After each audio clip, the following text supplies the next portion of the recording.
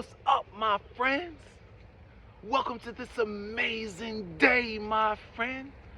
Hopefully your day is going amazing, right? Hopefully you're feeling amazing, and hopefully your plans are operating, and the way you feel about yourself is amazing, my friend.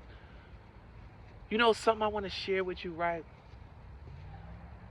Each and every day, multiple times of the day, I thank God for this and I'm so thankful for this. And I don't think a lot of people truly understand the concept of these two words. But each and every day, I thank God. I'm so thankful for His grace and His mercy, my friend. And I strongly encourage you to be thankful to God also for His grace and His mercy.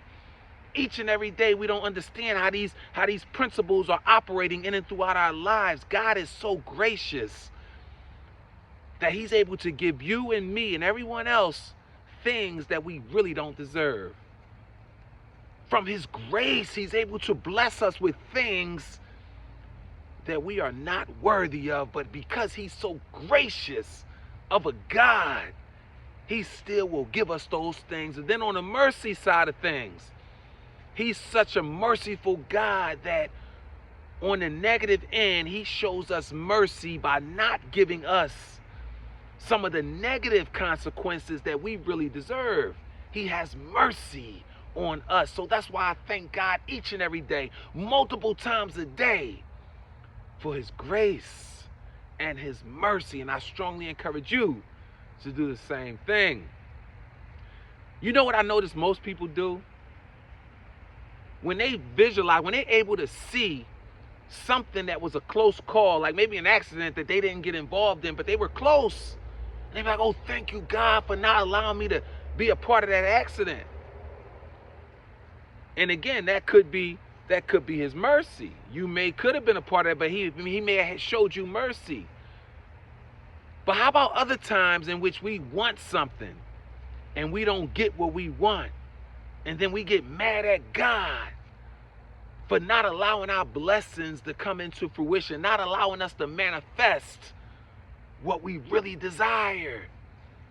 You can relate to that. You've been there, right? So we get mad at God. But what if the reason that God didn't allow you to have those things that you thought you wanted that more than everything else? Maybe God didn't allow you to get those things because those things were not the best things for you. Maybe those things would have killed you. Maybe those things would have taken you out of alignment for who you really are, my friend. See, but many people don't do that. It's the reverse end. Yeah, you didn't see it, but you still got to be thankful, right? Because God knows what's best, right? So sometimes God saves us from ourselves, and we don't even realize it, right? But this is ultimately when God saves us from ourselves. This is why. Because we think we want those things because maybe we see other people with those things, but that's because they were able to get those things because they were consistent with those other people, their truth, right? So maybe you weren't able to access those things that you thought you desired because those things were not in alignment with your truth.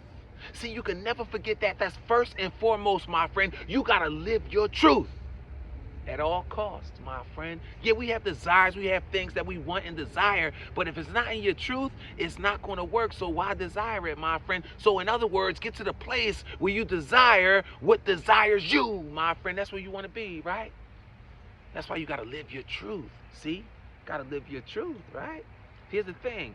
This why in your life, you keep coming close, like so close, but not quite getting the win. So in other words, you're so close, but yet so far away. But here's why you keep coming close and not quite getting the win. It's because you're not living your true, authentic life. You're not being your true, authentic self.